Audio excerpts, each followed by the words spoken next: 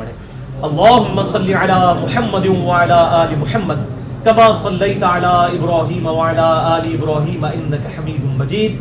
اللہم بارک علی محمد وعلی آل محمد کما بارکت علی ابراہیم وعلی آل ابراہیم انک حمید مجید.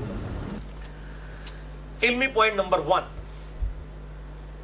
بھائیو، برما جس کا نیا نام میانمار ہے، یہ ساؤتھ ایشیا میں واقع ایک انڈیپینڈنٹ ملک ہے جس کے مشرق میں تھائی لینڈ ہے، مغرب میں انڈونیشیا، مغرب میں انڈیا اور بنگلہ دیش ہے، شمال میں چائنا ہے اور جنوب میں انڈین اوشن ہے، یعنی بحر ہند. اس کی کل آبادی جو ہے وہ تقریباً 6 کروڑ ہے اور جنگی جنون ایسا ہے کہ 5 لاکھ کی فوج ہے صرف 6 کروڑ کی آبادی میں. 85% یہاں کے جو رہنے والے ہیں وہ بدھ مت ریلیجن کے ساتھ تعلق رکھتے ہیں، 6% کرسچینٹی کے ساتھ، 4% مسلمان ہیں اور باقی کے جو 5% ہیں وہ مختلف مذاہب کے ساتھ تعلق رکھنے والے لوگ ہیں. اسی میانمار یعنی برما کا ایک صوبہ ہے اراکان، جہاں پر روہنگیا نسل کے مسلمان آباد ہیں، لیکن ان کا اوریجنل جو ملک ہے وہ ہے بنگلہ دیش. چونکہ یہاں پر ساؤتھ ایشیا میں برٹش حکومت رہی اور یہ بھی جو ہے وہ برٹش حکومت کے انڈر تھے. دوسری جنگ عظیم میں جاپان کے ساتھ جب برٹش کی لڑائی ہوئی تو ان سے لڑائی کرنے کے لیے ظاہر ہے یہیں سے مین پاور انہوں نے بھرتی کرنی تھی، تو یہ جو روہنگیا نسل ہے ان کو بنگلہ دیش سے لا کر برما کے اندر اراکان صوبے کے اندر آ کے گوروں نے آباد کیا. پھر گورے تو چلے گئے پیچھے، یہ ایک مسئلہ کشمیر کی طرح ایک مسئلہ چھوڑ کے چڑھے گئے. یعنی وہ برما تو آزاد ہو گیا 1948 کے اندر. اب اراکان صوبے کے اندر روہنگیا مسلمان آباد تھے، وہ واپس نہ جا سکے بنگلہ دیش، کیونکہ انہوں نے تو یہ سمجھا کہ اب جب ہمیں ہمارے حکمرانوں نے یہاں پر آباد کیا ہے تو یہی ہمارا ملک ہے. اور جب برما آزاد ہوا تو انہوں نے ان کی سٹیزن شپ کینسل کر دی، شہریت. آپ اندازہ کریں کہ اگر کسی کی سٹیزن شپ کینسل ہو جائے، آج آپ کا شناختی کارڈ لے لیا جائے، آپ کوئی سرکاری نوکری نہیں کر سکتے، بینک میں اکاؤنٹ تک نہیں کھلوا سکتے، بالکل ہاتھ پاؤں کٹ جاتے، اور پھر دنیا میں کوئی آپ کو شہری بنانے کے لیے تیار بھی نہ ہو. یہی ان کے ساتھ ہوا. بنگلہ دیش واپس لینے کے لیے تیار نہ ہوا اور برما والوں نے ان کی شہریت کینسل کر دی. اور ایک طرح کا وہ مسئلہ کشمیر جس طرح بون آف کنٹینشن پاکستان اور انڈیا کے درمیان ہے، برما اور بنگلہ دیش کے درمیان یہ بون آف کنٹینشن بن گیا. اراکان صوبہ برما ہی کا تھا، انہی کے پاس رہا. روہنگیا مسلمان اس میں آباد رہے لیکن ان کی شہریت کینسل کر دی اور کہا کہ تم واپس بنگالی ہو چکے بنگلہ دیش میں جاؤ. اب اگر بنگلہ دیش والے بھی، اس وقت ایسٹ پاکستان تھا، اگر ایسٹ پاکستان اس وقت قربانی کرتا اور کچھ لوگوں کو ایسٹ پاکستان اور ویسٹ پاکستان یعنی موجودہ پاکستان کے اندر آباد کر لیتا تو یہ صورتحال نہ بگڑتی. تو یہ مس ہینڈل جو ہے معاملہ پاکستان سے بھی ہوا ہے اور بنگلہ دیش سے بھی. جو غلطیاں اپنی ماننی چاہیے، ورنہ تاریخ تو معاف نہیں کرے گی اور خدا تو ویسے ہی معاف نہیں کرے گا. تو بہرحال یہ بیچارے پھر جو ہے وہ پرسیکیوشن ان کی شروع ہو گئی. 1962 کے اندر وہاں پہ فوجی ڈکٹیٹر نے حکومت سنبھال لی اور 50 سال تک، آلموسٹ 2011 تک 50 سال تک وہاں پر ماشاء اللہ رہا فوجی حکومت. اور ایک فوجی حکومت اور اوپر سے اینٹی مسلم حکومت. تو پھر جو کچھ انہوں نے مسلمانوں کے ساتھ کیا ان 50 سالوں کے اندر، قتل عام کیا، لاکھوں کی تعداد کے اندر مسلمان قتل کیے. اور ان 50 سالوں میں یہ کوئی برما کا ایشو اب نہیں اٹھا ہے، یہ تو 1962 سے چل رہا ہے. اب ذرا میڈیا کی برکت سے اور خصوصاً سوشل میڈیا جو نعمت ہے اس کی برکت سے یہ چیزیں عام ہوئی ہیں، ورنہ تو الیکٹرانک میڈیا بھی اس کا ذکر کبھی نہ کرے. تو ان کے ساتھ مسلسل ظلم اور زیادتی والا معاملہ چلتا رہا، اور یہ صورتحال اتنی بگڑی کہ جو یونائٹڈ نیشنز ہے، اقوام متحدہ، انہوں نے یہ بات ڈکلیئر کی ہے کہ دنیا میں سب سے مظلوم قوم جو ہے وہ روہنگیا مسلمز ہیں، اراکان صوبے برما کے، میانمار کے، اور ان کو موسٹ پرسیکیوٹڈ نیشن انہوں نے ڈکلیئر کیا.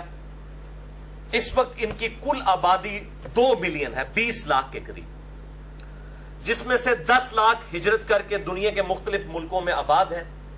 سب سے زیادہ تعداد ان کی 5 لاکھ کے قریب بنگلہ دیش میں ہے، اس کے بعد 3.5 لاکھ پاکستان میں ہے، کراچی کے اندر یہ جو مچھر کالونی اور یہ باقی جگہ تو جھونپڑیوں میں بیچارے کس پرسی کی زندگی گزار رہے ہیں وہ یہی لوگ ہیں. 2 لاکھ کے قریب سعودی عرب کے اندر، اور باقی ملیشیا کے اندر اور ملکوں کے اندر بھی تھوڑی بہت تعداد ان کی موجود ہے، جو ان پچھلے 50 سالوں کے اندر ہجرت کر کے ان ملکوں کے اندر آئے ہیں. لیکن اب بھی 10 لاکھ کے قریب روہنگیا مسلمز برما کے اندر یعنی میانمار میں موجود ہیں، اور ان کی زیادہ تعداد جو ہے وہ اراکان صوبے کے اندر ہے. علمی پوائنٹ نمبر 2، بھائیو، میانمار میں جب 50 سال کی ڈکٹیٹرشپ ختم ہوئی تو 2012 کے اندر ایک ڈیموکریٹک حکومت وجود میں آئی، وہاں کی نیشنل موومنٹ کامیاب ہوئی اور انہوں نے وہاں پر جمہوریت کو بحال کیا 50 سال کے بعد. اور اس میں جو ٹاپ آف دا لسٹ ان کی لیڈر ہے وہ ایک خاتون ہے جنہوں نے یہ ساری ایفرٹس کی. ان کا نام ہے آنگ سان سوچی، جن کو انہی خدمات کے پیش نظر امن کا نوبیل پرائز بھی دیا گیا کہ اتنی لمبی ڈکٹیٹرشپ کے خلاف انہوں نے ایک علم بلند کیا اور بڑی قربانیاں دی، اس میں کوئی شک نہیں ہے، اور وہاں پر ڈیموکریسی بحال ہوئی. لیکن اس عورت نے بعد میں ڈیموکریسی کی بھی دھجیاں بکھیری اور امن کی بھی دھجیاں بکھیر دی. اور خصوصاً یہ جو ستمبر 2017 یہ مسلمانوں کے لیے آپ سمجھ لیں وہ 11 ستمبر 2001 جس طرح ایک مسلمانوں پر ایک آفت بن کے ٹوٹا تھا، وہ 7 ستمبر کا مہینہ، اور یہ بھی ستمبر کا مہینہ 16 سال کے بعد ستمبر 2017 یہ برما کے مسلمان جو روہنگیا ہیں ان کے لیے بالخصوص اور باقی مسلمانوں کے لیے انڈائریکٹلی ایک صدمے اور تکلیف کا آپ سمجھ لیں کہ مہینہ ثابت ہوا. یہ بھی ایک تلخ حقیقت ہے کہ وہاں کے روہنگیا مسلمانوں نے نیشنلٹی کے حصول کے لیے، ظاہر ہے پھر وہ جماعتیں تو بنتی ہیں، آپ کو پتا ہے جہادی تنظیمیں، اور پھر جہادی تنظیمیں جب بھی بنتی ہیں ان میں پھر نوجوان لوگ بھی ہوتے ہیں، پھر وہ غلط ایکٹیویٹیز بھی ہو جاتی ہیں. کچھ لوگوں نے وہاں پر بھی برمی لوگوں کے اوپر بھی، ان کی فوجی چھاونیوں کے اوپر بھی، اور اسی طریقے سے پولیس چوکیوں کے اوپر بھی حملے کیے. ظاہر ہے جب نہتے لوگ یہ کام کریں گے اور مقابلے پہ جب فوج اتر آئے گی تو وہ تو پھر ہزاروں گنا بڑا نقصان کرے گی، اور یہ ہوا وہاں پر. اور ریونج جو ہے پھر ہزاروں مسلمانوں کے قتل کی صورت میں سامنے آیا. اور ظاہر ہے کہ فوجی آپریشن کا مقابلہ عوام الناس نہتے انسان تو نہیں کر سکتے. اور وہاں پر بھی برما کے اندر میانمار میں بھی ہمیشہ کی طرح مذہب کو ٹول کے طور پر استعمال کیا گیا، کیونکہ انسانیت کے لیے سب سے پورٹنٹ جذبہ جس کے لیے انسان اپنی جان دے سکتا ہے وہ اس کا فیتھ ہے، ریلیجن ہے، مذہب ہے، اور وہی یوز ہوا یہاں پر بھی. چونکہ وہاں پر 85% بدھسٹ تھے تو انہوں نے بدھ مت کو ایز اے ریلیجن اٹھایا وہاں پر. یعنی وہ جو مذہبی دہشت گردی ہوتی ہے جو کئی جگہ پہ مسلمانوں کے ذریعے ہو رہی ہے، وہاں پر بدھسٹ کے ذریعے ہوئی. اور بدھ مت جو دنیا میں ایک امن کے ریلیجن میں سے ایک ریلیجن مانا جاتا ہے، اور جو ان کے پائنیئر تھے گوتم بدھ، وہ تو امن کے آپ سمجھ لیں ایک دائی کے طور پہ پوری دنیا میں جانے جاتے ہیں. تو ہماری یہ ڈسکشن ان فینیٹکس کے بارے میں ہے جو اس مذہب کے اندر مسلمانوں کے ساتھ یہ ظلم کر رہے ہیں. کسی مذہب کے ساتھ ہمارا کوئی اختلاف نہیں ہے. دنیا کے تمام مذاہب, چاہے وہ کرسچینٹی ہو, جوڈائزم ہو, اور بدھ مت ہو, اسلام ہو, جتنے بھی ریلیجن ہیں وہ سب کے سب امن کے ہی دائی ہیں. لیکن ظاہر ہے کہ وہ جذباتی لوگ تو ہر جگہ موجود ہوتے ہیں جو مس یوز کرتے ہیں جہاد اور قتال کے کانسیپٹ کو. اور ظاہر ہے جب یہ مس یوز ہونے کی بات ہوگی تو وہ وہاں کے مذہبی طبقے کے لیڈروں کی بات ہو رہی ہوگی, یعنی مولویوں کی. جیسے مسلمانوں میں علماء اور مولویوں کا طبقہ ہے لیڈرشپ کے اوپر, ریلیجس. ہندوؤں کے اندر پنڈت ہیں, سکھوں کے اندر گرو ہیں, کرسچنز کے اندر پادری ہیں. اسی طریقے سے بدھ مذہب کے اندر جو یہ آپ سمجھ لیں ان کے جو مولوی اور پنڈت اور گرو ہیں نا, وہ بھکشو کہلاتے ہیں. اور انہی کا یہ ایک مفتی اعظم آپ سمجھ لیں برما کا, اور کہہ لیں بھکشو اعظم, ویراتھو اس کا نام ہے, اس کو مس یوز کیا گیا. اس کی ویڈیوز رکھی ہوئی ہیں, بلکہ یہ جب ویڈیو اپلوڈ ہوگی تو وہ تھم نیل کے طور پہ اسی کی منوس کی شکل میں انشاءاللہ ساتھ لگاؤں گا تاکہ کلپریٹ سامنے آئے لوگوں کے. یہ ہے وہ بندہ, اس نے جو ہے وہ بدھ مذہب کے نام کے اوپر لوگوں کو ابھارا. اور نیشنلزم کہ یہ برما تو آپ کا ملک ہے, یہاں پہ آؤٹ سائڈر کیا کر رہے ہیں. جیسے اسرائیل والوں نے کہا کہ یہ اسرائیل تو جو ہے یہودیوں کی جگہ, یہاں پہ مسلمانوں کا کیا کام ہے. بالکل سیم مینٹالٹی ہے. اور اس قسم کے معاملات مسلمان بھی کرتے ہیں. بالکل مسلمان کوئی ستھری اور دھلائی ہوئی کوئی نیشن نہیں ہے. ہم لوگ بھی ایسی حرکتیں کرتے ہیں. جہاں مسلمانوں کا داؤ چلتا ہے مسلمان بھی اس قسم کی غلط ایکٹیویٹیز کرتے ہیں. ہم تو یہاں پہ بالکل انصاف کے ساتھ بات کریں گے. خواہ کسی مسلمان کا ناحق قتل ہو, خواہ کسی انسان کا کسی بھی مذہب سے تعلق رکھنے والا ہے, ہم اس کو کنڈیم کرتے ہیں. تو انہوں نے یہ پلی لی, چونکہ وہ ویجیٹیرین ہے, یعنی سبزی خور ہے ہندوؤں کی طرح. بدھ مت بھی ان کے نزدیک جو ہے جانوروں کا شکار کرنا منع ہے, اور مسلمان گوشت خور بھی ہیں, ظاہر ہے ویجیٹیرین بھی ہیں, گوشت خور بھی ہیں. تو وہ کہتے ہیں جی مچھلیوں کا شکار کرنا, یہ تو مچھلیوں کو قتل کرتے ہیں مسلمان, اس لیے مسلمانوں کا قتل بھی جائز ہے. یہ انہوں نے وہ مذہبی پلی لینی شروع کی. اور بالکل اسی طریقے سے جس طریقے سے انڈیا کے اندر گائے کی قربانی کے اوپر پابندی ہے اور ہندوؤں کے ہاتھوں مسلمانوں کا قتل عام ہوتا ہے کئی جگہوں کے اندر. گجرات شہر کے اندر کس قسم کے فسادات ہوئے. اور یہاں پر وہ جو ان کی آپ سمجھ لیں سیاسی لیڈر بھی ہیں اور ملک کی حکمران آنگ سان سوچی, انہوں نے بھی مذہب کو یعنی یوز کیا. اور پھر ان کی تسلی کے لیے ہمارے پڑوسی ملک انڈیا سے مودی سرکار جو پرائم منسٹر ہیں اس وقت سٹنگ گورنمنٹ کے, وہ ان کی مدد کرنے اور حوصلہ افزائی کے لیے پہنچ گئے کہ جی مسلمانوں کو قتل کرو, یعنی ہمارا اور تمہارا مشن جو ہے وہ ایک ہی ہے.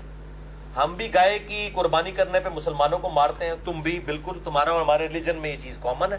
تم بھی ویجیٹیرین ہو, ہم بھی ویجیٹیرین ہیں. تو چونکہ یہ ویجیٹیرین ہونا ہمارا کامن ہے, لہٰذا اس چیز کو یوز کیا جائے اور مسلمانوں کو مارا جائے. اب جو آنگ سان سوچی ہے اس کو نوبل پرائز امن کا ملا ہوا ہے, لیکن اس وقت یہ ایک دہشت گرد عورت بن چکی ہے. اور مسلمان پوری دنیا کے اندر پروٹیسٹ کر رہے ہیں جی اس سے امن کا نوبل پرائز واپس لیا جائے. یہ غیر مسلموں سے جو ہم یہ بھیک مانگ رہے ہیں کہ اس سے نوبل پرائز واپس لیا جائے, پہلے ہم سعودیہ والوں سے کہتے ہیں کہ اس سے بڑا جو بدماش ہے مودی, جس نے ہزاروں مسلمانوں کو قتل کیا ہے انڈیا کے اندر, اس کو سعودی حکومت نے سب سے بڑا سعودیہ کا سول ایوارڈ دیا تھا 8 سے 3 سال پہلے, اور صرف میں ایک مسلمان مبلغ تھا جس نے اوپنلی آن ایئر جو ہے اس کی مخالفت کی تھی.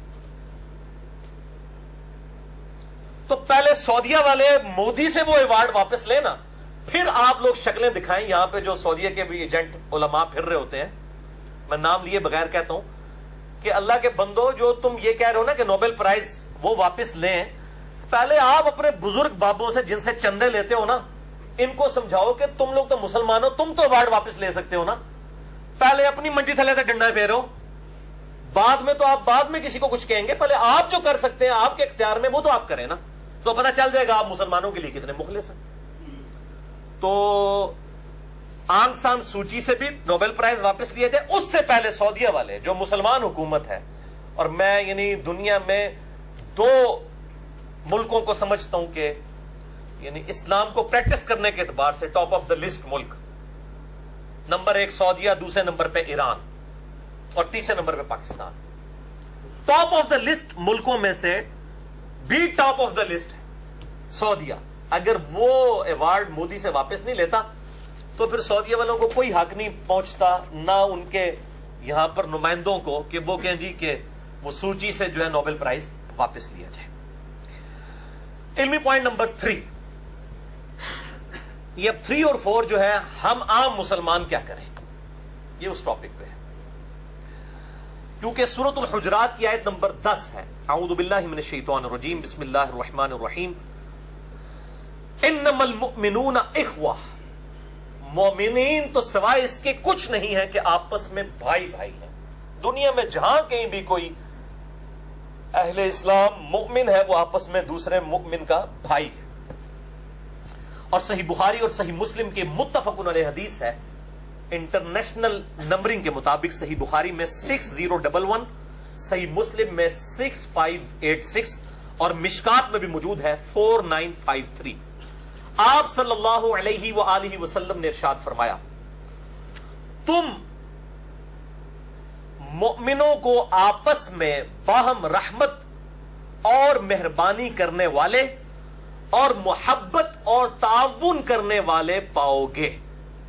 یہ اللہ کے محبوب صلی اللہ علیہ وآلہ وسلم کا فتویٰ ہے, رحمت للعالمین کا فتویٰ ہے, امام کائنات کا فتویٰ ہے صلی اللہ علیہ وآلہ وسلم. اور پھر ساتھ ہی فرمایا, اور ان کو ایک جسم کی مانند پاؤ گے. جب جسم کے کسی عضو کو تکلیف ہوتی ہے تو پورا جسم بیداری میں گزارتا ہے اور اس تکلیف کو محسوس کرتا ہے. یعنی صرف دانت میں درد ہو رہا تو صرف یہ نہیں کہ رات کو دانت جاگ رہا ہوتا ہے, پورا جسم جاگ رہا ہوتا ہے, آنکھیں بھی نہیں سوتی. یہ حال ہونا چاہیے مسلمانوں کا, دوسرے مسلمانوں کی تکلیف کو دیکھ کر, سن کر. بھائیو, اس کانٹیکسٹ میں سب سے پہلا اور سب سے بڑا کام کرنے کا ہے رجوع اللہ. مسلمانوں کو ہر معاملے میں اللہ ہی کی طرف رجوع کرنا چاہیے. صحیح مسلم میں حدیث ہے, انٹرنیشنل نمبر کے مطابق 6929, مشکات میں بھی ہے 2228, کہ آپ صلی اللہ علیہ وآلہ وسلم نے فرمایا, مسلمان بھائی کی اپنے بھائی کی غیر موجودگی میں کی ہوئی دعا قبول ہوتی ہے. یعنی ہم یہاں پہ موجود ہیں, ان کے لیے تو غیر موجود ہے نا, برما کے مسلمانوں کے لیے ہماری دعا ان کے حق میں قبول ہوتی ہے. اور پھر ساتھ ہی فرمایا کہ جو کوئی اپنے بھائی کے لیے غیر موجودگی میں دعا کرتا ہے, اللہ تعالیٰ ایک فرشتہ اس کے ساتھ مقرر کرتا ہے جو آمین آمین کہتا ہے, اور ساتھ ہی کہتا ہے, اے اللہ اس دعا مانگنے والے کو بھی اسی کی مثل عطا فرما جو یہ اس شخص کے لیے مانگ رہا ہے. سبحان اللہ, اللہ اکبر کبیرہ, والحمد للہ کثیرہ, وسبحان اللہ بکرۃ واصیلا. تو دعا مانگے, یہ سب سے زیادہ ضروری چیز ہے. اسی کانٹیکسٹ میں قنوت نازلہ بھی پڑھی جائے, جو صحیح بخاری اور مسلم میں درجنوں احادیث ہیں کہ آپ صلی اللہ علیہ وآلہ وسلم کفار کے ظلم و ستم کے خلاف کئی دن تک آپ نے ہر فرض نماز کی آخری رکعت میں رکوع کے بعد ہاتھ اٹھا کر دعائے ضرر فرمائی ہے, قنوت نازلہ پڑھی ہے. ایک قنوت وتر ہے جو عشاء کی نماز میں ہوتا ہے, وہ رکوع سے پہلے ہوتا ہے ہاتھ باندھ کر, یہ قنوت نازلہ ہے. تو ہماری یہاں پہ کئی جہادی تنظیمیں عرصہ دراز سے ماشاءاللہ فل پریکٹس میں ہے قنوت نازلہ پڑھنے کی. تو انہی کو چاہیے کہ آپ میدان عمل میں اتریں اور ان لوگوں کے خلاف بھی قنوت نازلہ پڑھیں جو برما کی, میانمار کی فوج مسلمانوں کے ساتھ کر رہی ہے. دعائیں اور اذکار ان کا بھی اہتمام کیا جائے. اور سب سے بہترین وظیفہ جو صحیح بخاری میں حدیث ہے, انٹرنیشنل نمبر کے مطابق 4563, کہ جب ابراہیم علیہ السلام کو آگ میں پھینکا جانے لگا تو انہوں نے پڑھا تھا حسبنا اللہ ونعم الوکیل, ہم نے اللہ ہی پر بھروسہ کیا اور وہی بہتر کارساز ہے. اور اسی حدیث میں ہے کہ ابن عباس کہتے ہیں کہ تمہارے نبی علیہ السلام بھی مشکل اور پریشانی میں یہی پڑھتے تھے، حسبنا اللہ و نعم الوکیل۔ اسی طریقے سے دوسرا وظیفہ المستدرک للحاکم میں ہے، انٹرنیشنل نمبر کے مطابق 1862 نمبر حدیث ہے۔ ترمذی میں بھی یہ روایت ہے لیکن وہ ضعیف ہے، مستدرک کی روایت صحیح سند کے ساتھ ہے کہ آپ صلی اللہ علیہ وآلہ وسلم ہر مشکل، ہر پریشانی میں پڑھتے تھے یا حی یا قیوم برحمتک استغیث، اے خود سے زندہ ہر شے کو تھامنے والے، میں تیری رحمت کے ساتھ تیری مدد کا سوال کرتا ہوں۔ الف کے ساتھ پڑھیں گے تو سنگولر کا صیغہ ہوگا استغیث، اور نون کے ساتھ نستغیث تو یہ جمع کا صیغہ ہوگا، دونوں درست ہے، استغیث بھی اور نستغیث بھی۔ اور تیسرا وظیفہ جامعہ ترمذی میں انٹرنیشنل نمبر کے مطابق 3505 ہے کہ نبی علیہ السلام فرماتے ہیں کہ جو شخص بھی یونس علیہ السلام کی دعا کے ساتھ اللہ کی طرف متوجہ ہوا، اللہ اسے کبھی محروم نہیں لوٹاتا۔ لا الہ الا انت سبحانک انی کنت من الظالمین، اے اللہ کوئی معبود نہیں سوائے تیرے، تو تو پاک ہے، تو تو غلطی کر ہی نہیں سکتا۔ انی کنت من الظالمین، بے شک میں تو غلطی کروں گا۔ اس سے بہتر کوئی استغفار بھی نہیں ہو سکتا، سب سے بہترین انداز ہے کہ اللہ تو غلطی نہیں کر سکتا، میں تو انسان ہوں، غلطی کروں گا، مجھے معاف کر دے۔ کتنا بہترین! اور حتیٰ کہ سورہ الصافات میں آئے گے اگر یونس یہ الفاظ نہ کہتے تو مچھلی کے پیٹ سے اس دن نکالے جاتے جس دن مردے قبروں سے نکالے جائیں گے۔ اتنا عطاب تھا، لیکن وہ سارا جلال اللہ کا ٹھنڈا ہو گیا اس دعا کی برکت سے۔ یہ 3 وظائف پہ میرا علیحدہ سے کلپ بھی یوٹیوب پہ چڑھا ہوا ہے، الحمدللہ بہت لوگ دیکھ چکے ہیں۔ مصیبت اور پریشانی سے بچنے کے 3 سنت وظائف۔ اور اب ذرا کڑوی باتیں بھی اس حوالے سے کہ ان ساری صورتحال کو دیکھتے ہوئے ہمیں بھی اپنی موت کی تیاری اب شروع کر دینی چاہیے سیریسلی، اور دین کو پریکٹس کرنا چاہیے۔ غلامی رسول میں موت بھی قبول ہے، داڑھی قبول نہیں ہے، فجر کی نماز جماعت سے قبول نہیں ہے کیونکہ مشکل کام ہے۔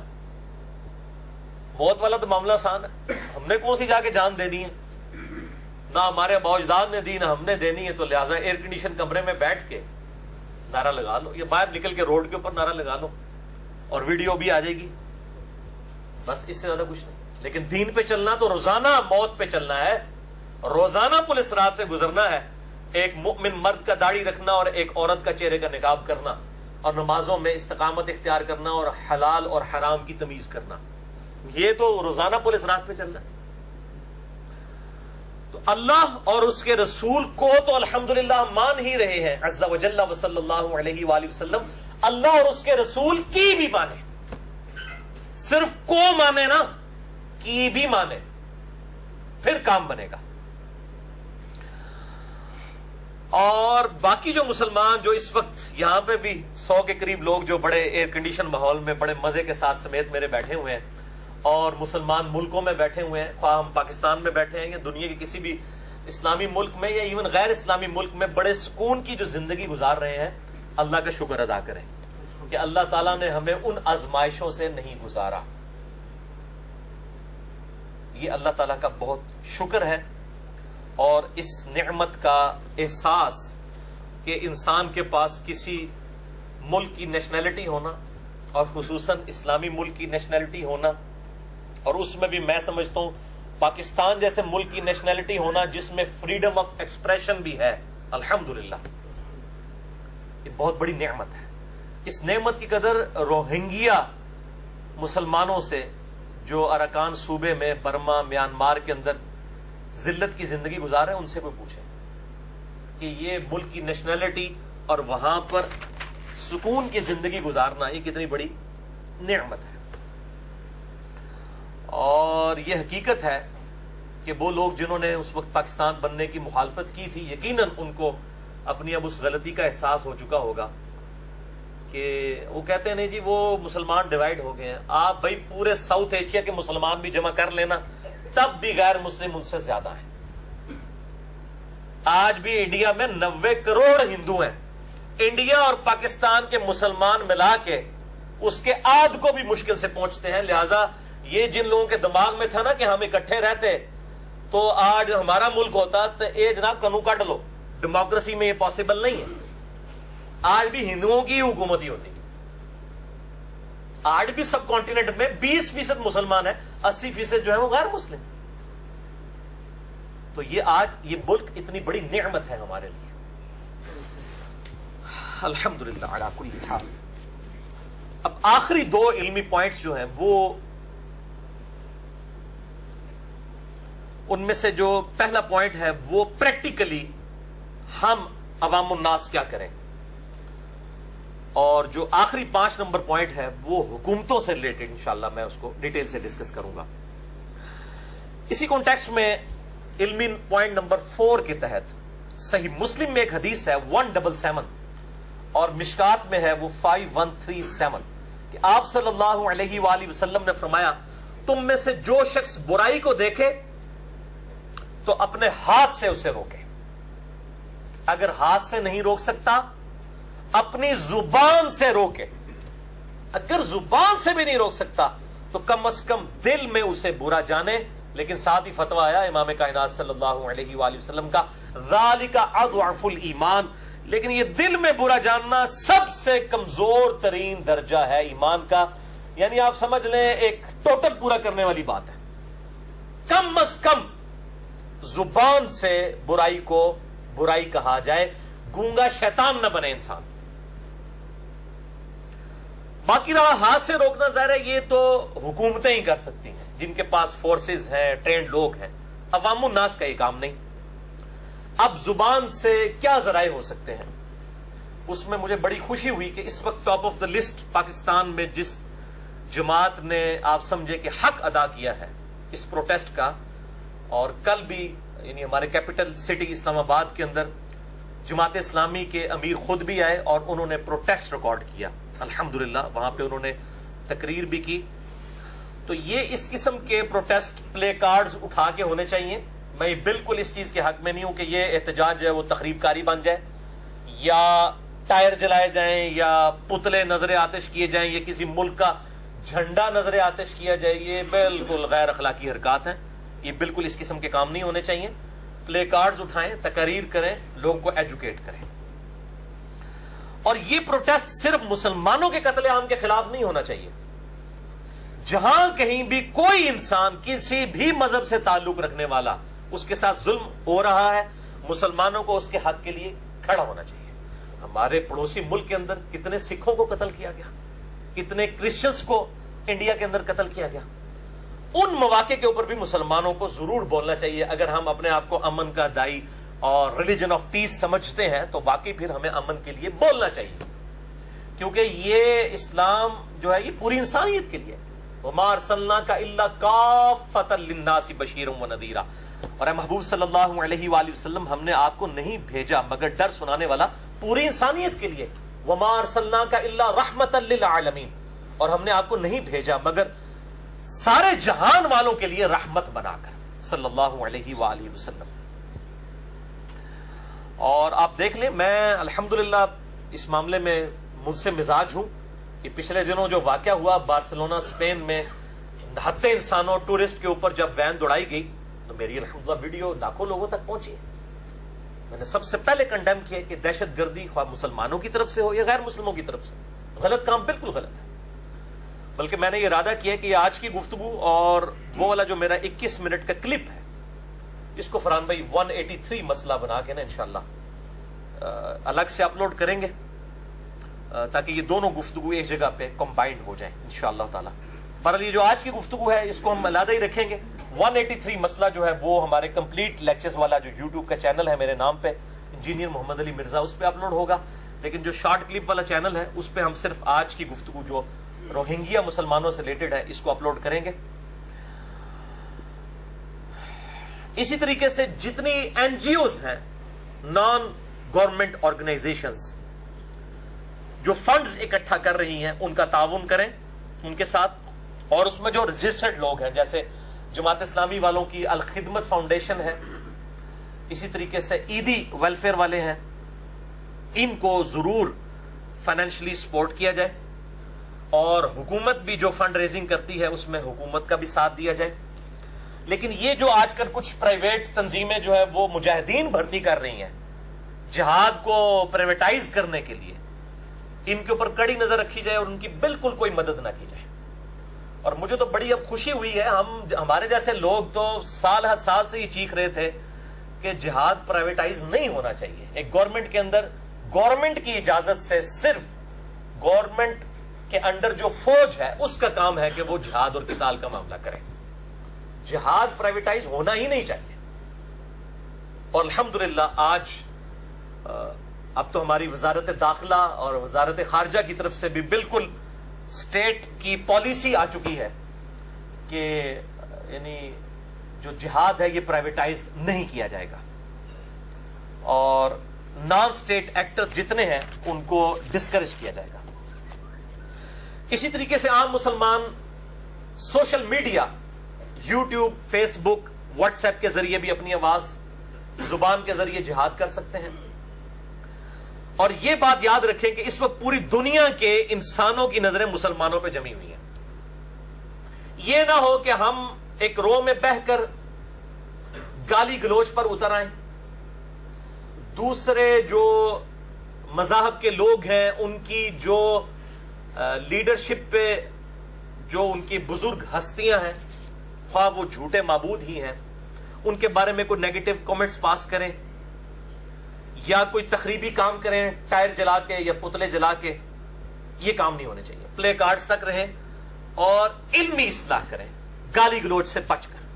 اور میں اپنی طرف سے نہیں کہہ رہا, سورۃ الانعام کی آیت نمبر 108 ہے, 108, وَلَا تَسُبُّوا الَّذِينَ يَدْعُونَ مِن دُونِ اللَّهِ, مت گالی دو ان لوگوں کو, ان کو کہ جن کو پکار رہے ہیں کافر اللہ کو چھوڑ کر, جن بتوں کو, جن ہستیوں کو اللہ کو چھوڑ کر پکار رہے ہیں ان کو گالی مت دو.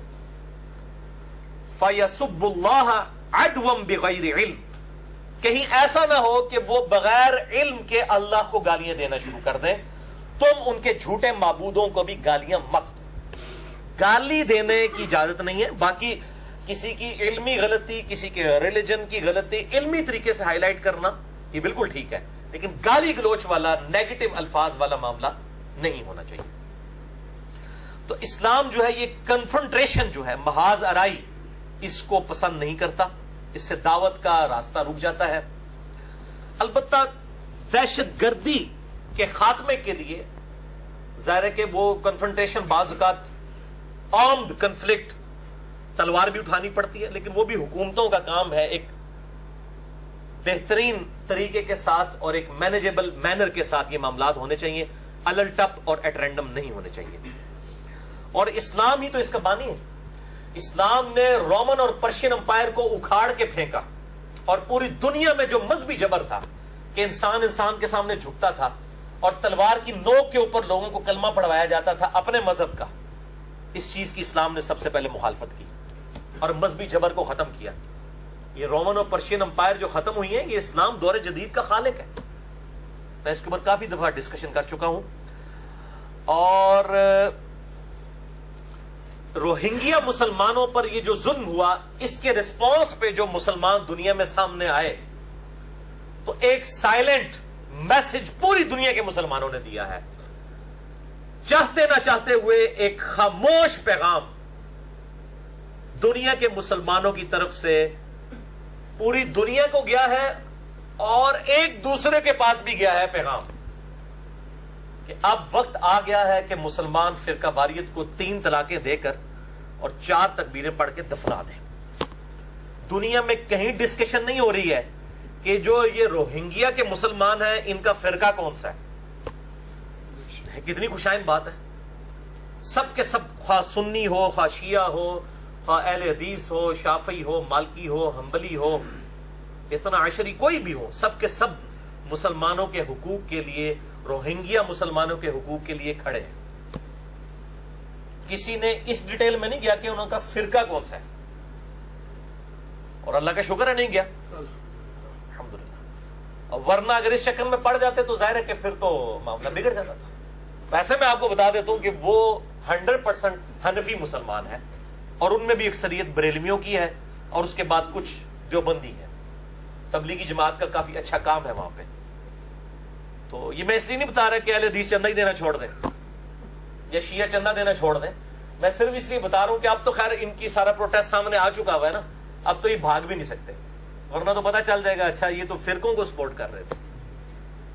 تو کل کو کسی کا بھی نمبر لگ سکتا ہے, اللہ معافی دے, اللہ تعالیٰ فتنوں سے محفوظ فرمائے. تو یاد رکھیں, ایک مسلمان اب کسی دوسرے مسلمان کا گلا اگر اسلام کے نام پہ کاٹ رہا ہے سنی شیعہ اختلاف کی وجہ سے, یا اسی طریقے سے اور فرقوں کے جو اختلافات کی وجہ سے ایک دوسرے کے جو گلے مسلمان ملکوں کے اندر مسلمان کاٹتے ہیں, اب یہ غیر مسلموں کو کس منہ سے کہیں گے کہ تم ہمارے مسلمان بھائیوں کا گلے نہ کاٹو؟ اس کے لیے پہلے ضروری ہے کہ مسلمان ایک دوسرے کا علمی احترام کرے, علمی طریقے سے غلطی ضرور واضح کرے, لیکن تلوار کی دھونس کے اوپر نہیں. ورنہ ہم غیر مسلموں کو پھر ان کو بھی ہاتھ پہنچتا ہے, بدھسٹ کو 85% ہے وہاں پہ, مسلمانوں کو ماریں گے وہ. جب ہم مسلمان دوسرے مسلمان اپنے ہی ریلیجن سے تعلق رکھنے والے, بلکہ یہاں پہ تو حنفیوں میں بھی 2 اسکول آف تھاٹ ہیں انڈیا پاکستان بنگلہ دیش میں, بریلوی اور دیوبندی, ایک دوسروں سے مسجدیں چھینتے ہیں اسلحے کے زور پہ, کئی بار دونوں طرف کے علماء قتل بھی ہو جاتے ہیں. یعنی فرقہ بھی ایک ہے, حنفی فقہ کو فالو, اس کے اندر صرف 2 علماء اور 2 مدرسوں, منزل الاسلام بریلی اور دیوبند مدرسے کے نام کے اوپر جو تفریق ہوئی ہے اس کے اوپر قتل و غارت ہو جاتا ہے. تو اب یہ لوگ کس منہ سے یہ بات کر سکتے ہیں غیر مسلموں کو کہ آپ روہنگیا میں جو مسلمان ہیں ہمارے حنفی بھائی ہیں ان کو نہ ماریں؟ یہاں پہ تو حنفی بھائی خود آپس میں لڑ رہے ہیں, اور پھر ان کے اندر بھی فرقے بنے ہوئے ہیں. یعنی بریلویوں کے اندر کتنے فرقے بن چکے ہیں, کہتے ہیں ہم ایک ہیں تو مسئلے کو چھینتے ہیں. دعوت اسلامی کا اپنا موڈ چل رہا ہے, ڈاکٹر طارق قادری صاحب کا اپنا چل رہا ہے, سیفیوں کا اپنا چل رہا ہے, دیوبند میں بھی آپ چلے جائیں حیاتی الگ لائن پہ ہیں, مماتی الگ لائن پہ ہیں. اس طریقے سے پھر آگے جو سپاہی صحابہ اور یہ تنظیمیں لشکر جنگی الگ لائن کے اوپر ہے, اور تبلیغی جماعت جو ہے میں سمجھتا ہوں اس پورے شر کے اندر ایک امید کی کرن ہے, وہ ایک اپنے ڈاکٹرائن کے اوپر چل رہے ہیں. تو یہ تو آپس میں فرقوں کے اندر ہم لوگ لڑائیاں کر رہے ہیں اور قتل و غارت ہوتا ہے. تو آج غیر مسلموں کو کس طرح پھر مسلمان کس منہ سے یہ کہیں گے؟ تو یہ ایک سائلنٹ میسج تھا جو مطلب میں نے ہائی لائٹ کر دیا, اس کے بغیر یہ گفتگو جو ہے وہ نامکمل تھی. اب آخر میں علمی پوائنٹ نمبر 5 ہے جو ریلیٹڈ ہے مسلمان حکومتوں کو اس وقت کیا کرنا چاہیے اس ٹاپک کے اوپر. لیکن اس کی ڈیٹیل میں جانے سے پہلے ایک دفعہ ذوق اور شوق کے ساتھ درود شریف پڑھیں. اللہم صلی علی محمد وعلی آل محمد کما صلیت علی ابراہیم وعلی آل ابراہیم انک حمید مجید. اللہم بارک علی محمد وعلی آل محمد کما بارکت علی ابراہیم وعلی آل ابراہیم انک حمید مجید. علمی پوائنٹ نمبر 5 وہ ہے میرے بھائیوں مسلمان حکمرانوں اور حکومتوں سے ریلیٹڈ. الحمدللہ اس وقت کم از کم 56 اسلامی ملک دنیا کے اندر موجود ہیں جو فخریہ اپنے آپ کو اسلامی ملک ڈکلیئر کرتے ہیں. دنیا میں کسی بھی مذہب کے اتنے ریلیجن کے ملک نہیں ہیں جن کا آفیشل ریلیجن اسلام ہے جس طریقے سے, اس طریقے سے کرسچینٹی کے اتنے ملک نہیں ہیں, بدھسٹ کے نہیں ہیں, یہودیوں کے نہیں. یہودیوں کا تو ایک ہی اسرائیل ہے, ہندوؤں کا بھی دیکھا جائے تو ایک انڈیا ہی ہے. لیکن الحمدللہ 56 اسلامی ملک, تقریباً 200 ملکوں میں سے 1/4 سمجھ لیں کہ اسلامی ملک ہے. اور ان میں بھی کم از کم 4 جو ہیں وہ میں سمجھ رہا ہوں ٹاپ آف دا لسٹ ہے اپنی پاور کے اعتبار سے. بلکہ ایک 5واں ملک بھی ہوتا مصر, جہاں پہ اخوان المسلمون کی حکومت آئی لیکن غیر مسلموں کی سازشوں کی وجہ سے وہ ختم ہوئی, اور خود مسلمان بھی اس سازش میں شامل ہوئے جس میں سعودیہ کی بھی بہت بڑی ایک خیانت ہے حکومت ختم کرنے میں, صدر مرسی کی حکومت. ورنہ وہ آج طیب اردگان سے بھی بڑھ کے وہ مجاہد آدمی اس وقت قید میں ہے. 90 سال محنت کر کے ڈیموکریسی کے ذریعے حکومت حاصل کی, 2 سال بھی نہیں چلنے دی. بہرحال 4 ملک تو ابھی بھی ہیں. نمبر 1 پاکستان, نمبر 2 ٹرکی یعنی ترکی, نمبر 3 سعودیہ, اور نمبر 4 ایران. ان 4 مسلمان ملکوں کے حکمرانوں سے میں ریکویسٹ کروں گا کہ سورہ بنی اسرائیل کا جو پہلے کے 2 رکوع ہیں پارہ نمبر 15 میں, جس میں اللہ تعالیٰ نے بنی اسرائیل جو اللہ تعالیٰ کی لاڈلی امت تھی، ان کو کس طرح مار پٹوائی کافروں کے ہاتھوں اور بیت المقدس کی اینٹ سے اینٹ بجوا دی ان کی غلط حرکتوں کی وجہ سے، وہ پڑھے. میں نے اس پہ پورا ڈیٹیل لیکچر دیا ہے، مسئلہ نمبر 127A اور 127B. سابقہ امت مسلمہ اور حالیہ امت مسلمہ کے 2 عروج اور 2 سوال. 127A اور 127B جو ہے امام محمد مہدی کی خلافت کے اوپر. یہ آج مطلب ہم لوگ کہتے ہیں وہ جی کافروں نے سازش کر دی. کوئی معاملہ ہو جی کافروں نے سازش کر دی، کافروں تو سازش کرنی ہے، یہ ان کا حق ہے سازش کریں. ہم خود نہ اس سازش کے شکار ہوں. جن کے پاس حکومت آئے گی وہ دوسروں کے خلاف سازش کریں گے. ان کو برا کہنے کی بجائے پورا قرآن آپ اٹھا کے دیکھ لیں.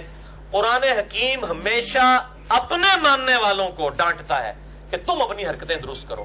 پورے قرآن کے اندر آپ کو کہیں پہ کافروں پہ ڈانٹ نہیں ملے گی کہ کافروں مسلمانوں کے خلاف سازشیں کیوں کر رہے ہو. نہیں، مسلمانوں تمہاری حرکتیں ایسی کیوں ہیں کہ پھر اللہ تعالیٰ کافروں کو تم پر مسلط کرتا ہے. سورہ بنی اسرائیل پارہ نمبر 15 پہلے 2 رکوع پڑھ لیں تو آنکھیں کھل جائیں گی.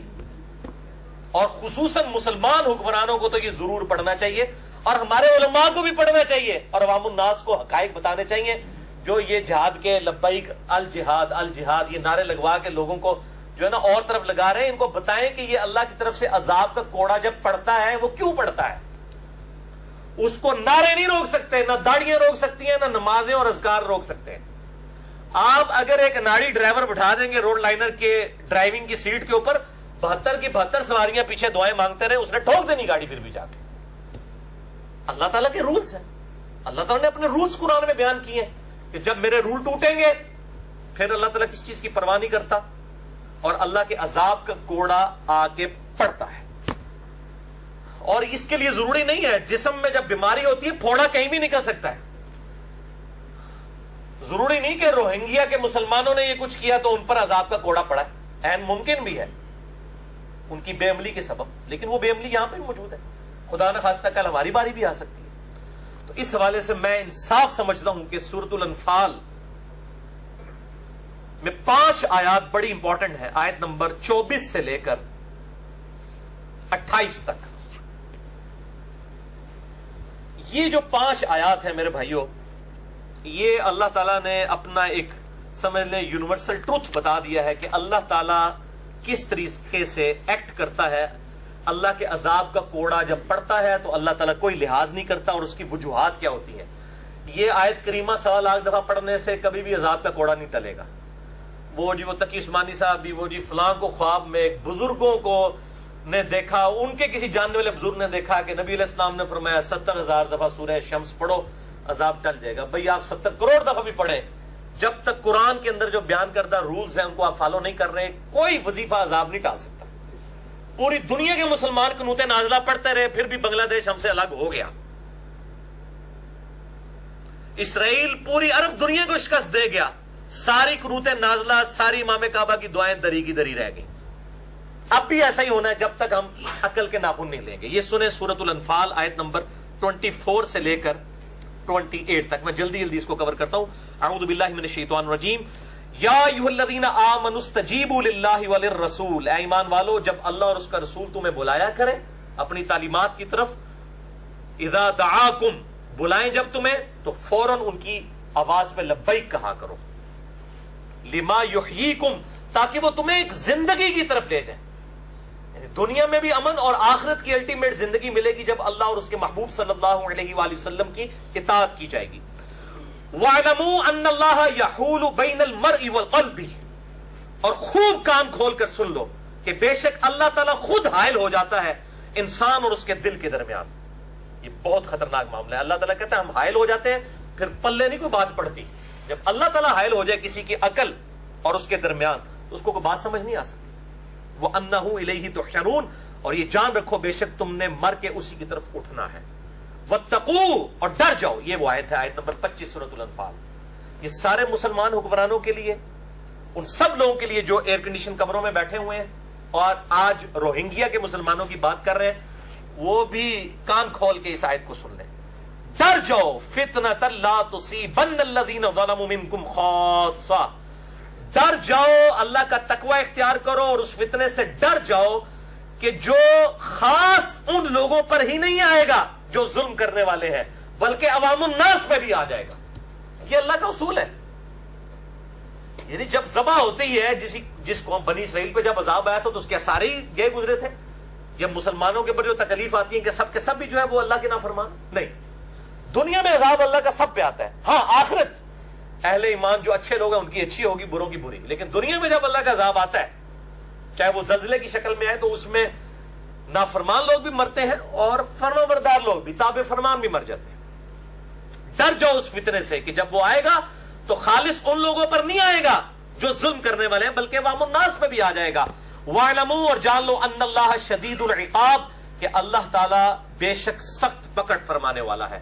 وَاذْكُرُوا, اور یاد کرو. یہ خصوصاً میں کہتا ہوں پاکستان کے مسلمانوں کے لیے, جن کو اللہ تعالی نے سب سے بڑی دنیا کی اسلامک سٹیٹ دی. وَاذْكُرُوا, یاد کرو, اذ انتم قلیل, جب تم بہت تھوڑے تھے, پارٹیشن سے پہلے تھوڑے تھے, ہندو زیادہ تھے. مستضعفون فی الارض, زمین میں بڑے کمزور تھے. تخافون ان یتخطفکم الناس, ہر وقت ڈرتے رہتے تھے کہ لوگ تمہیں اچک کر نہ لے جائیں. ہندوؤں کی اکثریت ہے, ہم تھوڑے ہیں, ہم مارے نہ جائیں. فآواکم, تو ہم نے تمہاری طرف توجہ فرمائی. وأیدکم بنصرہ, اور اپنی طرف سے تمہاری مدد کی. ورزقکم من الطیبات, اور ہم نے تمہیں اپنی طرف سے پاکیزہ رزق یہ ملک پاکستان عطا فرمایا. لعلکم تشکرون, تاکہ تم شکر کرو. یہ طویل خاص کے اعتبار سے تو صحابہ اکرام کے لیے ہے, جن پہ مکے میں ظلم ہو رہے تھے. اللہ نے ان کو ایک آلٹرنیٹو بیس ریاست مدینہ عطا کی. لیکن یہ قیامت تک کے لیے, یہ لگے بالکل لگ رہا ہے آج کی آیات ہے. تو دیکھ لو نا, یاد کرو اس وقت کو جب تم زمین میں تھوڑے تھے, ڈرتے رہتے تھے. یہی کچھ تھا. یہ دو قومی نظریہ کیا تھا؟ ہم ڈرتے تھے کہ ہندوؤں کی تعداد زیادہ ہے, ہمیشہ یہی حکومت میں رہیں گے, ہم کہاں جائیں گے مسلمان. تو اللہ تعالیٰ فرماتا ہے ہم نے تمہاری مدد کی اور تمہیں رزق عطا فرمایا تاکہ تم شکر کرو, لیکن تم نے شکر نہیں کیا. یا ایھا الذین آمنو, اے ایمان والو, اے پاکستانیوں, لا تخونوا اللہ والرسول, مت خیانت کرو اللہ اور اس کے رسول کے ساتھ. تم نے تو نعرہ لگایا تھا پاکستان کا مطلب کیا, لا الہ الا اللہ محمد رسول اللہ صلی اللہ علیہ وآلہ وسلم. اب خیانت تو نہ کرو. وَتَخُونُوا أَمَانَاتِكُمْ, اور آپس میں ایک دوسرے کے ساتھ بھی خیانت نہ کرو. وَأَنْتُمْ تَعْلَمُونَ, جبکہ تم جانتے تو ہو کہ تم غلط کام کر رہے ہو. یعنی حکومتیں تو پاکستانیوں کے ساتھ جو سلوک کر رہی ہیں, کیا ایک پاکستانی دوسرے پاکستانی کے ساتھ جو سلوک کرتا ہے وہ کیا آج ہمارے سامنے نہیں ہے؟ اپنے مسلمان بھائی کے ساتھ ایک ریڈی بیچنے والا بھی جو پیسہ لیتا ہے دھوکے کے ساتھ وہ غلط سامان بیچ میں ڈال دیتا ہے. یہ حکومت تو اس کو آ کے نہیں کہہ رہی ہوتی کہ یہ کام کرو. تو سب نے پورا حصہ ڈالا ہوا ہے اس ظلم کے اندر. اللہ تعالیٰ اس ظلم کی جو سوچ ہے اس سے اس امت کو نجات عطا فرمائے, آمین. وَاعْلَمُوا, اور جان لو, انما الاموالکم واولادکم فتنہ, یہ مال اور تمہاری اولاد تمہارے لیے آزمائش کا ذریعہ ہے. اسی مال اور اولاد کے لیے لوگوں کی خیانتیں ہڑپ کر رہے ہو نا, اور اسلامی نظام کو نافذ نہیں کر رہے ہو اپنے ملک کے اندر, اور مسلمانوں کے ساتھ ظلم و زیادتی کر رہے ہو. کس کے لیے؟ اپنی اولاد کے لیے جوڑ کے جانا چاہتے ہو, مال اپنے لیے جوڑنا چاہتے ہو. یہ تو صرف دنیا کا مال ہے اور یہ فتنہ ہے, آزمائش ہے. وَأَنَّ اللَّهَ عِندَهُ أَجْرٌ عَظِيمٌ, اور بے شک اللہ کے پاس تو بہت ہی عظیم اجر ہے. قیامت والے دن ہمیشہ کی جنتیں مقدر ہونے لگی ہے, اس کو ٹارگٹ کرو, دنیا کی لالچ چھوڑ. یہ آیات تھی سورۃ الانفال آیت نمبر 24 سے 28. اب اسی کانٹیکسٹ میں مجھے اس دفعہ بڑا افسوس ہوا کہ جو ہمارا خطبہ حج ہوا امام کعبہ کا, جب ان کی اپنی چیزیں سٹیک پہ لگی ہوتی ہیں, پچھلے سالوں میں امام کعبہ کو باقاعدہ لکھی ہوئی تقریریں آئیں کہ جی آپ داعش کے خلاف, دہشت گرد تنظیموں کے خلاف, خوارج کے خلاف تقریر کریں. کہ اس وقت یہ سب سے بڑا مسئلہ جو اٹھا ہوا ہے مسلمانوں کے ساتھ, وہ کوئی اس کا رسپانس نہیں. اس خطبہ حج کے اندر کوئی اس کا ذکر موجود نہیں تھا. حالانکہ فسادات تو کافی عرصے سے شروع ہوئے ہیں. تو جو مسلمانوں کی انٹرنیشنل گیدرنگ ہے حج, جس پہ پوری دنیا کی نظریں لگی ہوتی ہیں, اگر وہ حج والا جو خطیب ہے, امام ہے, اس کی طرف سے پروٹیسٹ نہ جائے تو باقی پھر کسی کے پروٹیسٹ کی کیا اہمیت ہوگی؟ اور میں کہتا ہوں یار اس اعتبار سے تو پھر ویٹیکن سٹی کا پوپ بہتر ہے کہ جنہوں نے کم از کم مسلمانوں کے قتل عام کی مذمت تو کی ہے. اس اعتبار سے میں وہ ریلیجن کے پوائنٹ آف ویو سے بات نہیں کر رہا. تو یہ ایک بڑا خطرناک معاملہ ہے. یعنی مسلمان حکومتوں کو اور مسلمانوں کے لیڈروں کو یہ چیزیں دیکھنی چاہیے. اور میں مسلمان حکمرانوں سے ریکویسٹ کروں گا کہ جو OIC ہے, آرگنائزیشن آف اسلامک کنٹریز, جس کو وہ شاہ احمد نورانی صاحب کہا کرتے تھے OIC, یعنی جب کوئی مسئلہ ہوتا ہے تو پھر ہی کہتے ہیں اچھا اچھا یہ ہو گیا ہے. اس کو OIC کی بجائے OIC بنائے. اور مجھے آج پتہ چلا ہے کہ غالباً کل 10 سپتمبر 2017 کو انشاءاللہ تعالی اس کا اجلاس ہونے جا رہا ہے. اللہ تعالیٰ اس میں سے خیر والا معاملہ فرمائے اور OIC کے ذریعے UN جو یونائٹڈ نیشن ہے اس کے اوپر دباؤ ڈالا جائے. اور میں پھر یہ بات کروں گا کہ OIC میں صرف مسلمانوں کے قتل عام کی مذمت نہیں ہونی چاہیے, بلکہ دنیا میں جہاں کہیں بھی کوئی بھی انسان قتل ہو رہا ہے اس کی مذمت ہو, خواہ وہ مسلمان ہے یا غیر مسلم ہے, خواہ وہ برما میں روہنگیا ہیں, خواہ وہ کشمیر میں رہنے والے لوگ ہیں, خواہ وہ افغانستان میں ہیں, عراق میں ہیں, شام میں ہیں, فلسطین میں ہے, لیبیا میں ہے, مصر میں, جہاں کہیں بھی. اب یہ المیہ ہے کہ اکثر جگہ پہ مسلمان ہی ہیں. اور مسلمان حکمرانوں کی ذمہ داری ہے کہ سورۃ المائدہ کی آیت نمبر 32 جو ہے یہ ہر فورن کے اوپر بیان کریں اور دنیا کو بتائیں کہ اسلام ریلیجن آف پیس, امن کا دائی ہے. اعوذ باللہ من الشیطان الرجیم, بسم اللہ الرحمن الرحیم. بنی اسرائیل کے کانٹیکسٹ میں اللہ تعالیٰ یہ بات ارشاد فرما رہا ہے کہ ہم نے یہ چیز ان کے لیے بھی طے کی اور اس امت کے لیے بھی. انہو من قتل نفسا بغیر نفس,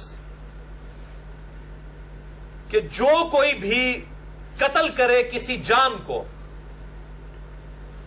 سوائے اس کے کہ وہ جان کے بدلے جان ہو, یعنی قتل کے بدلے قتل. حکومت کا کام ہے کہ مقتول کے ورثاء کو انصاف دلائے اور قاتل کو قتل کرے. او فساد فی الارض, یا فساد فی الارض کرنے والے جو لوگ ہیں ان کو قتل کرنا. یہ دو استثناء, دو ایکسیپشنز کو چھوڑ کے, یعنی قتل کے بدلے قتل, اور وہ بھی حکومت کا کام ہے. عام آدمی نہیں یہ قانون ہاتھ میں لے سکتا. میرے باپ کا قاتل بھی سامنے آ جائے بدلہ نہیں میں لے سکتا, ورنہ تو انارکی پھیل جائے گی.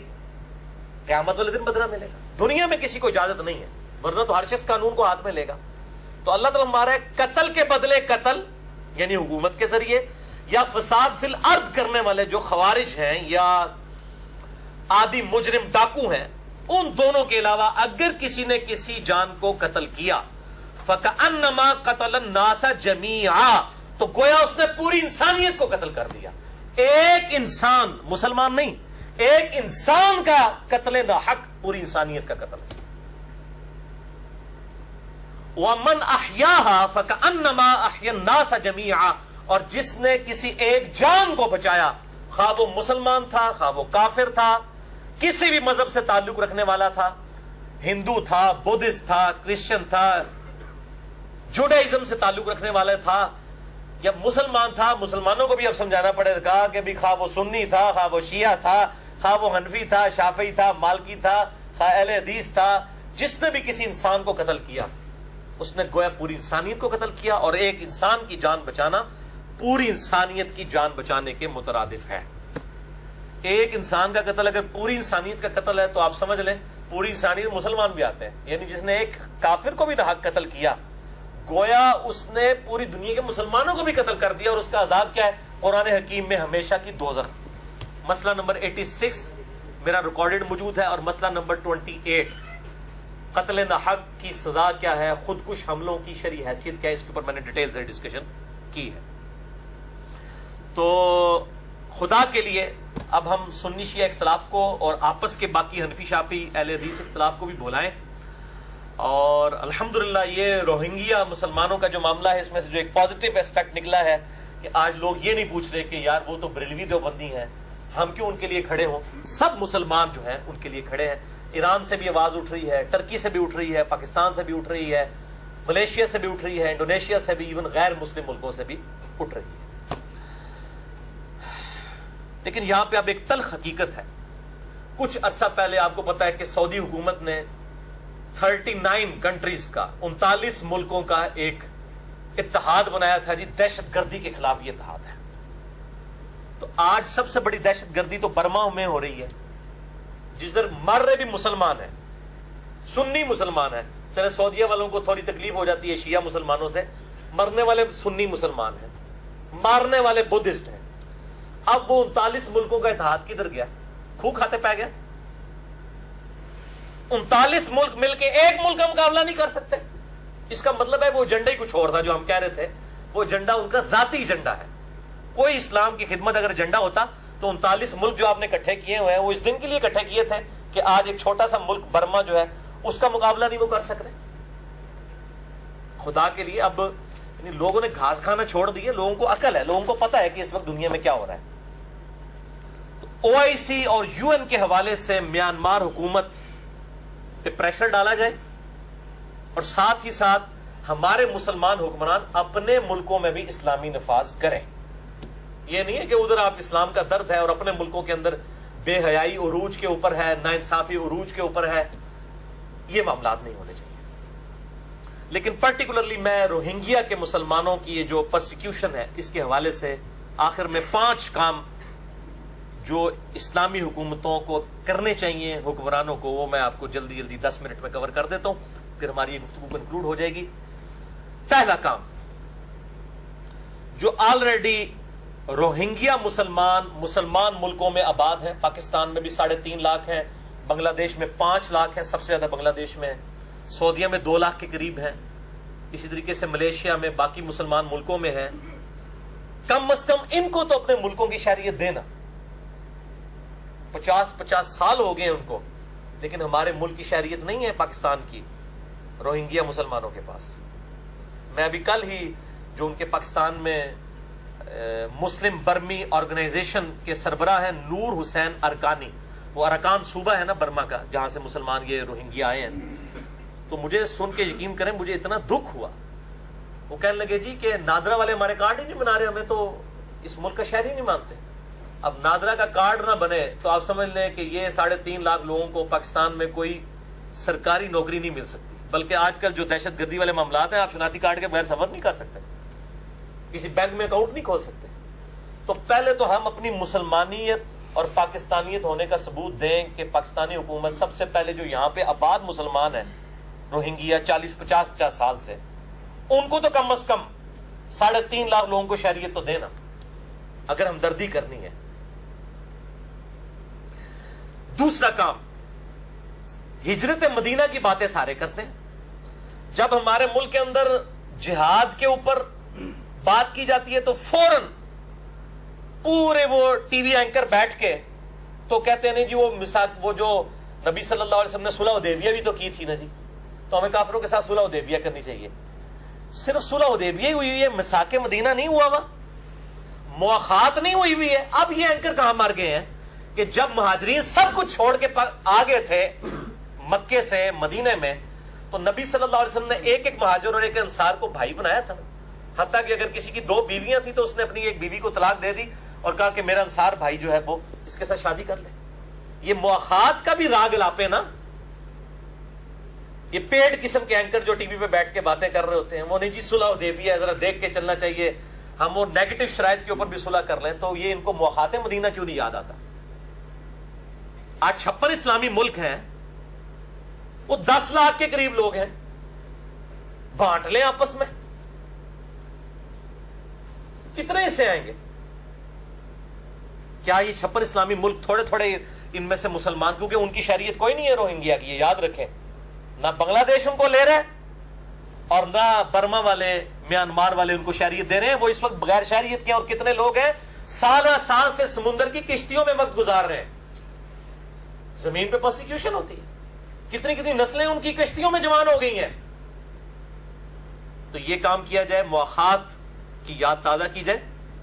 اور اس حوالے سے جو ترکی کے صدر طیب اردگان نے، میں سمجھتا ہوں کہ مسلمانوں کی لیڈرشپ ہونے کا ثبوت دیتے ہوئے انہوں نے بنگلہ دیش گورنمنٹ کو کہا ہے کہ جتنے لوگ وہاں پہ 1-1.5 لاکھ ہجرت کر کے آئیں یا اور بھی جتنے آ رہے ہیں ان کے لیے آپ دروازے کھول دیں. ان کا سارا خرچہ جو ہے وہ ترکی کی حکومت دے گی. یہ بہت بڑی میں سمجھتا ہوں کہ ان کی قربانی اللہ تعالیٰ ان کو جزائے خیر عطا فرمائے. بلکہ انہوں نے اپنی وائف کو بھی وہاں پہ بھیجا, پناہ گزین کیمپوں کے اندر انہوں نے خود وزٹ کیا. بڑے رکت انگیز وہ مناظر ہیں. تیسرا کام یہ ہے کہ جو ملک میں این جی اوز ہیں رجسٹرڈ, جو واقعی صحیح کام کر رہی ہیں, جیسے جماعت اسلامی کی الخدمت فاؤنڈیشن ہے یا ایدی ویلفیئر والے ہیں, ان کے ساتھ مل کے پاکستان کے اندر خصوصاً حکومت جو ہے فنڈ ریزنگ کرے ان لوگوں کی مدد کرنے کے لیے. اور باقی اسلامی ملکوں میں بھی ہر جگہ این جی اوز موجود ہیں جو صحیح این جی اوز ہیں, وہ فنڈ ریزنگ کرے اور حکومت جو ہے وہ ان کی پش پناہی کرے تاکہ فراڈیوں سے جان چھوٹے. ورنہ جناب فنڈ ریز کرنے والے مولوی آپ ہی کھا جان گے.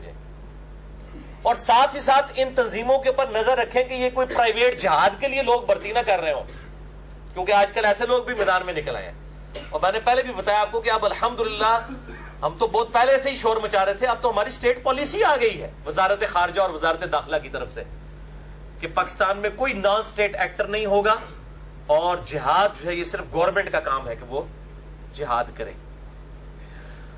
چوتھا کام, تمام اسلامی ملک اپنے ملکوں میں سے میانمار یعنی برما کے سفارت خانے ختم کریں, سفیروں کو چھٹی کروا کے گھر بھیجیں. جب دنیا میں 50 سے زیادہ ملکوں سے یہ فارغ ہوں گے نا تو ایک دنیا میں ہلچل مچ جائے گی. یہ کوئی چھوٹی چیز نہیں ہے. اور اس میں پہلا سٹیپ مالدیو والوں نے لے بھی لیا ہے, انہوں نے سفارت خانہ بند کر دیا ان کا اور سفیر کو واپس بھیج دیے. باقی یہ 50 سے زیادہ جو ملک ہیں اسلامی 56 کے قریب, یہ بھی یہی کام کریں. اور میں پھر کہوں گا کہ سعودیہ چونکہ لیڈرشپ پہ ہے, سعودیہ, ایران, پاکستان اور ٹرکی, سعودیہ جو ہے یہ مودی سے سول ایوارڈ واپس لے, کیونکہ سب سے بڑا سپورٹر اس وقت برما میں قتل عام کا وہ یہ مودی ہے. ہم یہ تو کہہ رہے ہیں کہ جی وہ آنگ سان سوچی سے جو ہے وہ نوبل پرائز امن کا واپس لیا جائے, اور پہلے مسلمانوں نے جو ایوارڈ دیے ہوئے ہیں مودی کو, جس نے مسلمانوں کا قتل عام کیا ہوا ہے گجرات کے اندر, انڈین گجرات کے اندر, تم لوگ تو پہلے واپس لو نا ایوارڈ, پھر کافروں کو کسی منہ سے بات کرو گے. ورنہ تو اگر یہ پوچھ رہے کہ تسی آپ تے واپس نہیں لیندے ہو تو آپ کس منہ سے ان کے ساتھ بات کر سکتے ہیں. پانچواں اور آخری کام وہ یہ ہے کہ او آئی سی اور یو این کا اجلاس تو ضرور منعقد کروایا جائے, ساتھ ساتھ ایک بین المذاہب کانفرنس ہونی چاہیے جس میں پوری دنیا کے جتنے ریلیجن ہیں ان کے لیڈرز کو بلایا جائے, ریلیجس لیڈرز کو. یعنی ویٹیکن سٹی کے پاپ کو کرسچنز کی طرف سے بلایا جائے, یروشلم میں بیٹھے ہوئے یہودیوں کا جو ہیڈ ہے اس کو بلایا جائے, امام کعبہ شریک ہوں, پاکستان سے جو بڑے بڑے علماء ہیں وہ شریک ہوں, انڈیا کے علماء شریک ہوں, اور سارے اسی طریقے سے تبت سے جو ہے وہ بدھسٹ لیڈر کو بلایا جائے. تمام مذاہب کے لوگوں کو بلا کے ایک جوائنٹ بیانیہ ہونا چاہیے کہ دہشت گردی کسی بھی ریلیجن کا حصہ نہیں ہے. یہ الگ سے ایک, جس طرح ایتھیزم ڈینائل آف گاڈ منکرین خدا کا بھی ایک مذہب بن چکا ہے, اس طرح دہشت گردی ایک الگ سے مذہب ہے. اس کا نہ کرسچینٹی سے تعلق ہے, نہ بدھائزم سے, نہ جوڈائزم سے, نہ ہندوازم سے, اور نہ ہی اسلام کے ساتھ. ایک جوائنٹ بیانیہ آنا چاہیے, یہ سب سے زیادہ ضروری ہے. اور تمام مذہبی لیڈر تمام دنیا کے مذاہب کے اعلان برات کریں, اور ساتھ ہی ساتھ روٹ کاز انالیسس بھی کیا جائے کہ دنیا میں جہاں کہیں بھی کوئی دہشت گرد تنظیمیں اٹھ رہی ہیں ان کی وجوہات کیا ہیں. ظاہر ہے کہ جب آپ کسی قوم کے ساتھ زیادتی کرتے ہیں تو پھر ان میں سے ظاہر ہے اس طرح کی تنظیمیں اٹھتی ہیں ریونج کے طور پہ. میں ان تنظیموں کو جسٹیفائی نہیں کر رہا, لیکن ہر ایکشن کا ریئیکشن تو ہوتا ہے. ان کازز کو بھی ختم کرنا چاہیے کہ دنیا میں مسلمانوں کی بالخصوص اور باقی لوگوں کی بالعموم پرسیکیوشن نہ ہو. نہ ہندوؤں کو نہ حق قتل کیا جائے, نہ سکھوں کو, نہ بدھسٹ کو, نہ کرسچنز کو, اور نہ ہی مسلمانوں کو. نہ حق کسی بھی انسان کا قتل نہیں ہونا چاہیے. اور میں آلریڈی بھی اس کے اوپر کئی دفعہ بول چکا ہوں. بہرحال آخر میں بات کروں گا تو اس کے بغیر تو پھر آج کی گفتگو نامکمل ہے. کاش آج مسلمان اتنے مضبوط ہوتے کہ ان کافروں کا ہاتھ روک سکتے, کیونکہ سب سے فوری حال تو یہی ہے کہ فوجی چڑھائی ان کے اوپر کی جاتی. لیکن ظاہر ہے کہ اب مسلمان اس پوزیشن میں نہیں ہے, حقیقت بات ہے. پلس اب ملکوں کی باؤنڈریز بھی بن چکی ہیں. اس پوری صورتحال کے اندر یعنی دنیاوی معاملات اور ریلیجن کی جو باؤنڈریز ہیں اس کو دیکھ کے معاملات کو طے کرنا چاہیے. بہرحال اگر پوری دنیا کے مسلمان ملک مل کے کوئی ایک جوائنٹ اس قسم کا کوئی ایڈونچر کرتے ہیں مسلمان حکمران, اور وہ مل کے ہو کنسنسس کے ساتھ, تو بالکل مسلمان امت کو سپورٹ کرنا چاہیے اس معاملے میں. کوئی پیچھے ہٹنے والی بات نہیں, کیونکہ دہشت گردی کا خاتمہ امن کے لیے, اس کے لیے آرم کنفلکٹ بھی ضروری ہے. لیکن یہ جو پرائیویٹ جہاد کے لیے بھرتیاں ہو رہی ہیں نا, یہ تو بندے وہاں جا کے مریں گے, ان کو پتہ ہی نہیں ہے, ہو سکتا ہے اپنوں کو ہی مار کے آ جائے, کیونکہ ظاہر ایک پورا ایک پریسائز کام ہے. اس طریقے سے پورا اکوپمنٹس ہوتے ہیں اور پھر معاملات کو دیکھنا ہوتا ہے, جغرافیہ ہوتا ہے. عام بندے کی کمپیٹنسی نہیں ہے کہ وہ اس طرح جا کے لڑے. باقی عام آدمی انڈائریکٹلی شامل ہے. ظاہر ہے میں پہلے بھی عرض کر چکا کہ ہم جو ٹیکسز کا پیسہ دیتے ہیں, انہی ٹیکسز کے ذریعے ہم تو ایک صابن کی ٹکیا کے اوپر بھی ٹیکس دیتے ہیں. ہم پیٹرول کی اگر 70 روپے لیٹر دے رہے ہیں, اس میں سے آدھے 35 روپے ٹیکس دے رہے ہوتے ہیں گورنمنٹ کو. انہی ٹیکسز میں سے ہمارے جو عسکری جو معاملات ہیں وہ چلتے ہیں. تو ہر بندہ جو ہے وہ اپنا حصہ ڈال رہا ہے. ظاہر ہے کہ جسم میں بھی آنکھ کا کام دیکھنا ہے, آنکھ کا کام چکھنا تو نہیں. آپ مرچ یہاں ڈال کے تو چکھ نہیں سکتے. مرچ کو چکھنے کے لیے زبان ہوگی, سننے کے لیے کان ہوں گے, بولنے کے لیے زبان ہوگی, دیکھنے کے لیے آنکھیں ہوں گی, چلنے کے لیے پاؤں ہوں گے, پکڑنے کے لیے ہاتھ ہوں گے. اسی طریقے سے جو فوجی معاملات ہیں اس میں لڑنے کے لیے اور لوگ ہوں گے, پیچھے سے فائنینشیل سپورٹ کرنے والے اور ہوں گے. ظاہر ہے جب سیدنا عمر فاروق رضی اللہ تعالیٰ عنہ علیہ السلام نے فوجی چھاونیاں قائم کی تھی, تو سیدنا عمر خود تو آگے جا کے نہیں لڑتے تھے, فوج ہی لڑتی تھی. آج بھی اگر کوئی ایسا معاملہ ہوتا ہے, ظاہر ہے پرائم منسٹر آف پاکستان نے تو جا کے آگے نہیں لڑنا نا, ہم نے لڑنا ہے, فوج نہیں لڑنا ہے. جن کو اس کام کے لیے اس پوری امت نے اتنی ہیوی بجٹ کے ساتھ جو ہے وہ اپوائنٹ کیا ہوا ہے, تو یہ پوری امت اس میں شامل ہو جائے گی. تو میں اس پوائنٹ کے بغیر, یعنی اس کو سمجھتا تھا نامکمل, میں بالکل اس حق میں ہوں. کیونکہ پوری گفتگو میں نے پیس پیس پیس بات کی, تو لوگ کہہ رہے ہوں گے یار صرف پیس ہی, یہ لاتوں کے بھوت جو ہیں وہ باتوں سے نہیں مانتے. کاش ہم اتنے مضبوط ہوتے کہ اس قسم کی ایکٹیویٹی پرفارم کر سکتے. اب آج کے دور میں اس قسم کی ایکٹیویٹی پرفارم کرتے وقت پورا سوچنا چاہیے کہ پھر ایک یک زبان ہو کے سارے مسلمان جو ہیں وہ عہد کر کے یہ معاملہ کریں. ادروائز یہ نہ ہو کہ اپنے ہی اپنوں کی جو ہے وہ ٹانگیں کھینچ رہے ہوں اور وہ جڑیں ان کی کاٹ رہے ہوں. آخر میں اللہ تعالیٰ سے دعا کروں گا کہ پوری دنیا میں جتنے بھی مسلمان بالخصوص اور بالعموم جتنے بھی انسان خواہ کسی بھی مذہب سے تعلق رکھنے والے, ان کی پرسیکیوشن ہو رہی ہے, اللہ تعالیٰ ان کی عزت اور آبرو کی حفاظت فرمائے اور ان کو دشمنوں کے نرغے سے جو ہے وہ محفوظ فرمائے. اور خصوص بالخصوص جو ہمارے برما میں, اراکان صوبے میں, میانمار کے اندر روہنگیا مسلمان ہیں, جو ان کے ساتھ معاملات اس وقت ہو رہے ہیں, اللہ تعالیٰ ان کی اس تکلیف کو جلد از جلد دور فرمائے, ان کو صبر و استقامت عطا فرمائے, اور ہمیں اپنے بھائیوں کے لیے ہر وہ ایفرٹ کرنے کی توفیق دے کہ جو اللہ اور اس کے محبوب صلی اللہ علیہ وآلہ وسلم کی منشا کے مطابق ہے. اور آج کی گفتگو میں نے جتنی بھی باتیں کی, اللہ ان میں جو حق باتیں ہیں وہ یقیناً تیری توفیق سے اللہ اپنی بارگاہ میں قبول و منظور فرما. اگر جس بات میں کوئی غلط بات نکل گئی تو اللہ ہمارے دلوں سے معاف کر دے اور اس کو معاف بھی فرما دے. ہمیں کتاب و سنت کی تعلیمات کو خود بھی اس پہ چلتے ہوئے سمجھ کر دوسرے مسلمان بھائیوں تک پہنچانے کی توفیق عطا فرمائے. سبحانک اللہم و بحمدک, اشہد ان لا الہ الا انت, استغفرک و اتوب الیک, وما علینا الا البلاغ المبین. جزاکم اللہ خیرا و احسن الجزاء.